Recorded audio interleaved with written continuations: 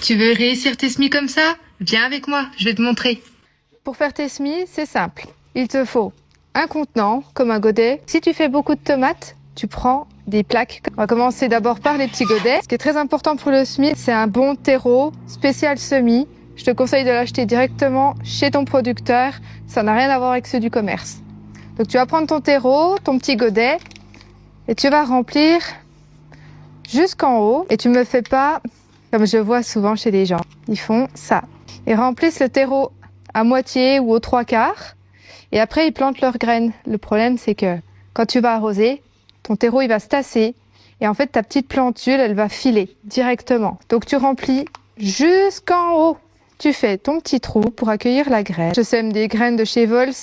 C'est les tomates cocktail. Je vais prendre ma graine. Je vais venir directement la poser. Après, je recouvre avec à peine de terreau. Je tasse avec le bout du doigt et c'est terminé. Allez, je te remonte tout ça. Comme ça, après, tu auras le coup de main. Un pot. La terre jusqu'au-dessus. Deuxième pot. J'appuie légèrement pour faire un petit trou.